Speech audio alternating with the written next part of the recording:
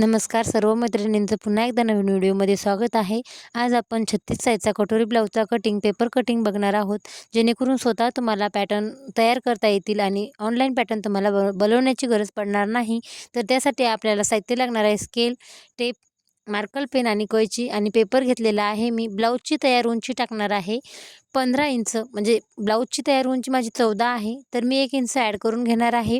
आणि शोल्डर लागणार आहे आपल्याला 5.5 इंच, तर 5.5 इंचावर मी शोल्डरसाठी आडवी रेषा ड्रॉ करून घेतली आहे।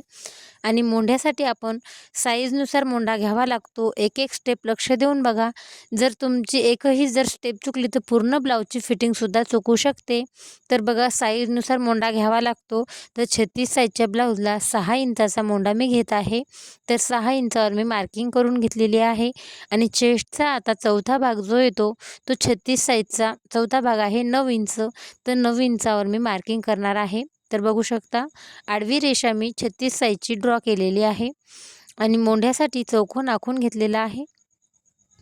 तर बघा मित्रांनो, व्हिडिओ स्किप न करता जर पूर्ण व्हिडिओ तुम्ही बघितला तर तुम्हाला स्वतः 36 साईजचेच नाही तर कोणत्याही साईजची कटोरी पॅटर्न काढता येतील। तर बघा, कंबर आहे 32 इंच, तर चौथा भाग आहे 8 इंच आणि 1 इंच आपण टक्ससाठी वाढून घेतलेला आहे।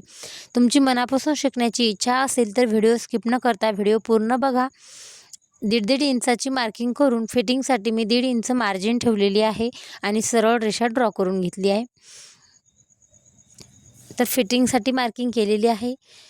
मोंढ्यामध्ये कोपऱ्याजवळ आपल्याला काय करायचं आहे, 1/2 इंच अलीकडल्या साईडने वाढून घ्यायचं आहे आणि उभ्या साईडने 2.5 इंच आणि 1/2 इंचावर आपल्याला 2.5 इंचापासून एक तिरकी रेष द्यायची आहे आणि चौकोन जोडून घ्यायचा आहे। आणि ज्यावेळेस आपण आर्महोलच्या गोलाकाराचं मार्किंग करतो त्यावेळेस तिथून आपल्याला टेप ठेवून 1 इंचावर गोलाकार करायचा आहे। दाखवल्याप्रमाणे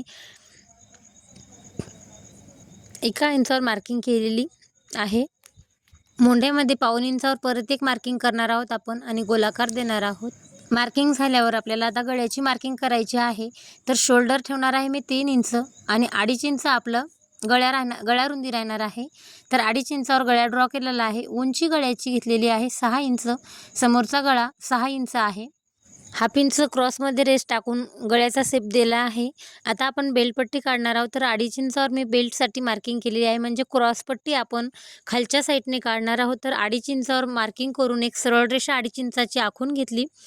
आता बघा, मेन पॉईंट आपला शोल्डरच्या सेंटरमध्ये टेप ठेवून जी 9 इंचावर मार्किंग केलेली आहे त्यामध्ये 1 इंच ॲड करून एक परत आडवी रेषा ड्रॉ केली आहे, तो आपण बस्ट पॉईंट देणार आहोत। तर कटोरी प्रत्येक साईजची कशी काढायची, तर कटोरी काढता वेळेस ज्या साईजची कटोरी आपण काढत आहोत, आता आपण 36 साईजची कटोरी काढत आहोत, तर 36 भागिले 6, 6 6 36, 6वा भाग 6 येतो आणि त्यातून आपण 1/2 इंच मायनस करणार आहोत। 5.5 इंचावर मार्किंग केली आहे, गळ्याच्या साईडने 1 इंचावर केली आहे। मोंढ्यामध्ये 2.5 इंचावर आपल्याला 3 मार्किंग आलेल्या आहेत। ह्या तिन्ही मार्किंग जोडून घ्यायच्या आहेत। परफेक्ट कटोरी आपली तयार होते। खूप सुंदर असा परफेक्ट फिटिंगमध्ये सुद्धा हा ब्लाऊज बसतो। तुम्ही नक्की ट्राय करा।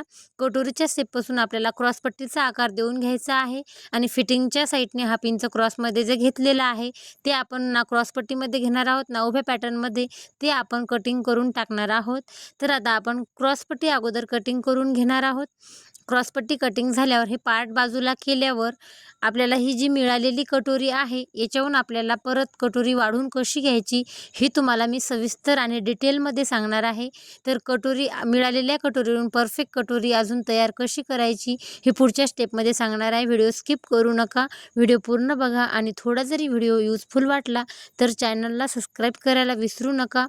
तर चला, आता मिळालेल्या कटोरीवरून आपण कटोरी वाढवून घेणार आहोत। तर जी कटोरी आपल्याला मिळालेली आहे ती जशास तशी आपल्याला पेपरवर आखून घ्यायची आहे। इथपर्यंत तुम्हाला जे काही समजलं नसेल का, कुठे अडचण येत असेल तर तुम्ही मला कमेंटमध्ये नक्की विचारा। कटोरीच्या टोकापासून 1.25 इंचावर एक उभी रेषा ड्रॉ केलेली आहे। या टोकाकडून आपण 1.5 इंच वाढून घेणार आहोत आणि सेंटर काढून घेणार आहोत। सेंटर काढून घेतल्यावर सेंटरमध्ये खालच्या साईडने 1.5 इंचावर मार्किंग करायची आहे आणि गळ्याच्या साईडने आपल्याला शिलाईमध्ये जेवढा आपल्याला लागणार आहे तेवढं दोन्ही साईडने आपल्याला वाढून घ्यायचं आहे।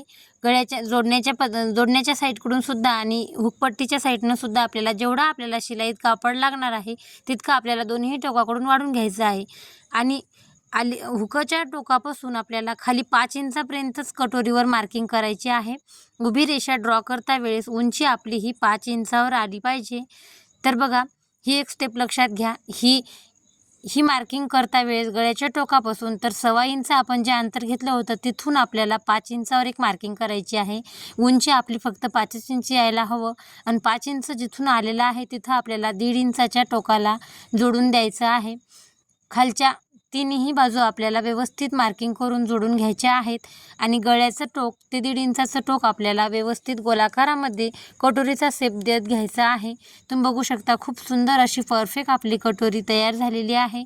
कोणत्याही साईजची कटोरी तुम्ही अशा पद्धतीने जर काढली तर तुमची कटोरी नक्कीच परफेक्ट बसेल आणि तुम्हीसुद्धा घरी बसून ब्लाऊज शिकू शकता. आणि परत एक महत्त्वाची गोष्ट, कटोरीला टक्स हा चेस्टनुसार द्यावा लागतो. जसा की 32 साईजला 1.5 इंचाचा, 36 साईजला 2 इंचाचा, 2 इंचाचा आडवा आणि 2.5-3 इंचाचा उभा टक्स द्यावा लागतो. तर आपले कटोरी पॅटर्न तयार आहेत. मी तुमच्यासमोर कटोरी पॅटर्न काढले आहेत. तुम्हीसुद्धा प्रॅक्टिस करून तुम्ही स्वतः पॅटर्न काढायला शिका.